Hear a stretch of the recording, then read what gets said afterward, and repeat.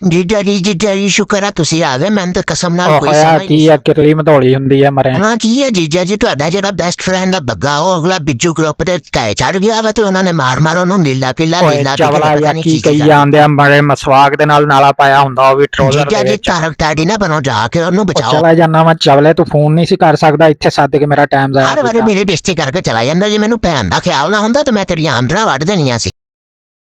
ਬੰਦਾ ਪੁੱਛੇ ਵੀ ਬੱਗਿਆ ਤੂੰ ਉੱਥੇ ਲੈਣ ਕੀ ਗਿਆ ਵਾ ਬਿੱਜੂ ਗਰੁੱਪ ਦੇ ਕੋਲ? ਯਾਰ ਅੱਗੇ ਵੀ ਇੱਕ ਵਾਰੀ ਤੈਨੂੰ ਉਹਨਾਂ ਨੇ ਅਗਵਾ ਕਰਨ ਦੀ ਕੋਸ਼ਿਸ਼ ਕੀਤੀ ਸੀ ਤੇ ਤੂੰ ਉਹਨਾਂ ਦੇ ਹੱਥ ਤੇ ਦੰਦੀ ਵੱਢ ਕੇ ਭੱਜ ਆਇਆ ਸੀ, ਪਰ ਐਤਕੀ ਮੈਨੂੰ ਲੱਗਦਾ ਉਹਨਾਂ ਨੇ ਦਸਤੂਨੇ ਪਾ ਕੇ ਤੈਨੂੰ ਫੜਿਆ। ਇੱਕ ਤੇ ਜਾਣਾ ਵੀ ਪਿੰਡ ਦੀ ਉਹ ਆਖਰੀ ਨੁਕਰੇ ਪੈਣਾ ਵਾ ਹੁਣ।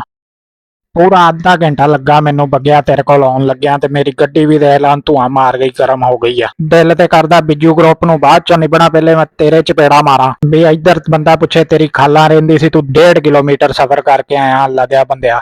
ਲੈ ਗੱਡੀ ਵੇਖ ਲੋ ਲਾਈ ਵੀ ਜਿੱਦਾਂ ਅੱਛੂ ਨੂੰ ਰੋਕ ਹੀ ਲੈਣਾ ਹੁੰਦਾ ਹੈ। ਹਾਏ ਮੇਰੀਆਂ ਪਸਲੀਆਂ। ਬੇਟੇ ਪਸਲੀਆਂ ਦਾ ਤੇ ਹੱਡੀਆਂ ਦਾ ਸੋਚ ਕੇ ਪੰਗਾ ਲੈਣਾ ਸੀ ਨਾ ਅੱਛੂ ਦੇ ਨਾਲ। ਹੁਣ ਆਪਣੀਆਂ ਹੱਡੀਆਂ ਪਸਲੀਆਂ ਹੱਥ ਪੈਰ ਮੂੰਹ ਸਿਰ ਗੋਡਿਆਂ ਦੇ ਆਪਣੇ ਆਪ ਹੀ ਤੁਸੀਂ ਜ਼ਿੰਮੇਦਾਰ ਹੋਵੋਗੇ ਭਾਈ।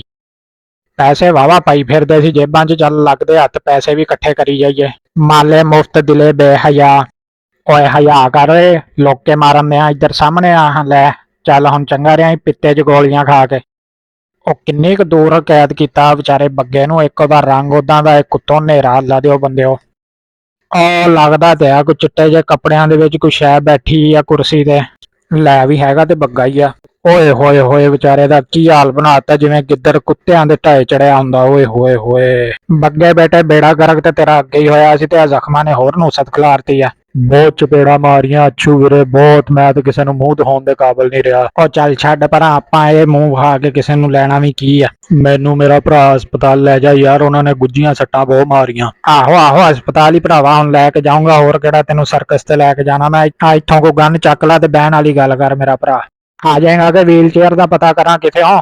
ਓਏ ਆ ਗਿਆ ਯਾਰ ਅੱਛੂ, ਮੈਂ ਕਸੁੰਨ ਖਾ ਕੇ ਆਇਆ, ਕੋਈ ਜਿਮ ਚੋਂ ਨਹੀਂ ਆਇਆ ਵੀ ਮੈਂ ਏਦਾਂ ਕਾਲਾ ਉਤਰਾਂ ਜਿਹੜਾ। ਵੈਸੇ ਪਿੱਛੇ ਬਹਿ ਜਾਂਦਾ ਤੇ ਠੀਕ ਸੀ। ਚਲੋ ਖੈਰ ਮੈਂ ਰੁਮਾਲ ਲਵੇਟ ਲਿਆ ਮੂੰਹ ਤੇ। ਬਸ ਕਰ ਜਾ ਯਾਰ ਅੱਛੂ, ਕਿਉਂ ਏਦਾਂ ਦਿਆਂ ਜ਼ਲੀਲ ਕਰਨ? 3 ਦਿਨ ਤੋਂ ਪਿਛਲੇ ਤੋਂ ਮੈਂ ਇਹਨਾਂ ਦੇ ਕੂੜੇ ਵਾਲੇ ਕਾਰਖਾਨੇ ਚੋਂ ਆ ਕੈਦ। ਵੈਸੇ ਬੱਗੇ ਵੀਰੇ ਇੱਕ ਤੈਨੂੰ ਗੱਲ ਦੱਸਾਂ, ਤੇਰੀ ਸ਼ਕਲ ਦੇ ਮੁਤਾਬਕ ਜਗ੍ਹਾ ਉਹਨਾਂ ਨੇ ਬੜੀ ਪਰਫੈਕਟ ਲੱਭੀ ਸੀ ਤੈਨੂੰ ਇੱਥੇ ਕੈਦ ਕਰਨੇ ਨੂੰ। ਇਹ ਤੇ ਮੈਂ ਹੋਰ ਥੋੜੀ ਦੇਰ ਨਾ ਹੁੰਦਾ ਤੇ ਦਿਲ ਕਰੇ ਤੈਨੂੰ ਕਿਸੇ ਰੂੜੀ ਰਾੜੀ ਤੋਂ ਹੀ ਲੱਭਣਾ ਪੈਂਦਾ ਮੈਨੂੰ। ਅੱਛੂ ਬੰਦੇ ਤੇ ਚੰਗੇ ਵਿਛਾਏ ਵੀ ਤੂੰ ਉਹਨਾਂ ਦੇ। ਬਸ ਯਾਰ ਮੈਂ ਤੇਰੀ ਕੈਦ ਦਾ ਸੁਣ ਕੇ ਥੋੜਾ ਜਿਹਾ ਇਮੋਸ਼ਨਲ ਹੋ ਗਿਆ ਸੀ। ਉਹ ਧਿਆਨ ਨਾਲ ਆ ਵੀ ਉਹਨਾਂ ਦੀਆਂ ਹੀ ਕਾਰਾਂ ਵਾ। ਉਹ ਯਾਰ ਅੱਛੂ ਉਹਨਾਂ ਨੇ ਫੇਰ ਪਿੱਛਾ ਕਰਨਾ ਆਪਣਾ। ਓਏ ਮਰ ਗਏ ਓਏ। ਓਏ ਹੌਸਲਾ ਰੱਖ ਯਾਰ, ਕੀ ਹੋ ਗਿਆ? ਤੂੰ ਤਾਂ ਇਦਾਂ ਡਰਨ ਦਿਆਂ ਵੀ ਜਿਵੇਂ ਬੈਂਕ ਚੋਂ ਕਰਜ਼ਾ ਲੈਣ ਵਾਲੇ ਮੁੜ ਕੇ ਬੈਂਕ ਵਾਲਿਆਂ ਤੋਂ ਡਰਦੇ ਆ। ਅੱਲਾ ਦੇ ਬੰਦਿਆ, ਹੁਣ ਤੂੰ ਅੱਛੂ ਦੇ ਨਾਲ ਬੈਠਾ ਵਾ। ਅੱਛੂ ਦਾ ਪਿੱਛਾ ਕਰਨਾ ਮਤਲਬ ਮੌਤ ਦਾ ਪਿੱਛਾ ਕਰਨਾ।